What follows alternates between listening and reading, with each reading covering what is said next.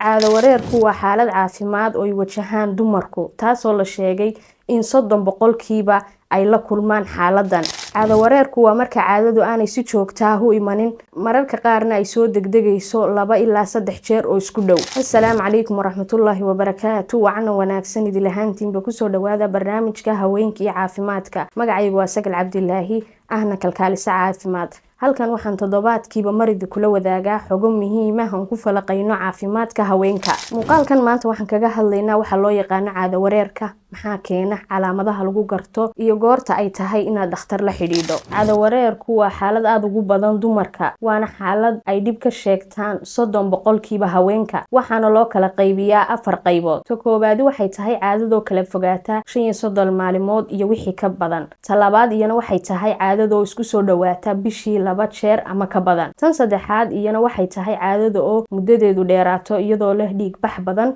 iyo ugu dambeyn caadadoo la waayo 3 ilaa 6 bilood ama ka badan. Waxyaabaha cudurka ama xanuunka ahayn ee keeni kara waxaa ka mid ah diiqada, walwalka, caadfada iyo cabsida ama naxdinta, cunno xumada iyo mataga joogtada ah, jimicsiga badan. Badanaana haweenka jimicsada caadadoodu way qaldan tahay. Dawooyinka qaar sida kuwa uurka looga hortago iyo naas nuujinta. Sidoo kale iyana waxaa jirta miisaanka oo si dhaqso ah u kora ama u dhaca. Dhanka kale waxyaabaha keeni kara caado wareerka ama sababi kara waxaa ka mid ah xaaladda uu kacsan yahay ama uu dhacsan yahay qanjirka thyroid, xanuunada haweenka sida caabuqa minka, tumbooyinka ama ugxan-sidayaasha, khalkhalka ku dhaca hormoonada, khaas ahaan kuwa kantaroola caadada, iyo haddii aad qabtid xanuunka ugxan-siduu fiixda leeyahay. Sida caadiga ah haddii la waayo caadada waqtigeeda waxa ugu horeeya laga fakaro ayaa ah inaad uur leedahay.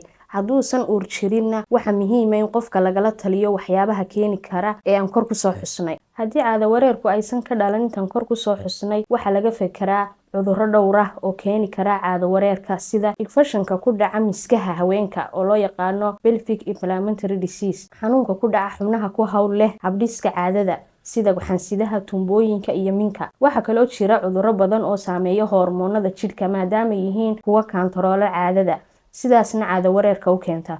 Cudurradaas oo aan halkan lagu soo koobi karaynin.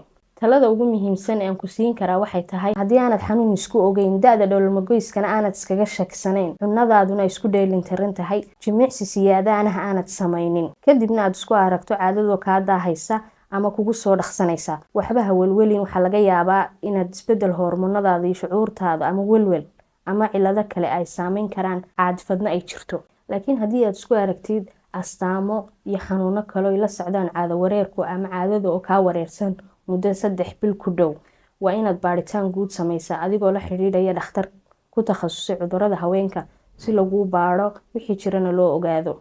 Waxaa jira qaabab dabiici ah oo looga hortago caadada oo kaa khalkhasha. Waxaan muuqaalka xiga kaga hadli doonaa sidaad si dabiici ah uga hortagi karto ama aad ugu ilaalin karto inaanay caadadaadu kaaga khalkhalin. Waad ku mahadsan tahay daawashada muuqaalkan. Fadlan haddii aad ka heshay muuqaalkan, like, share and subscribe si aad ula socoto barnaamijyo cusub oo ku saabsan caafimaadka haweenka. Intaan barnaamijkan mid la mid ah ku kulmayno, caafimaadsan.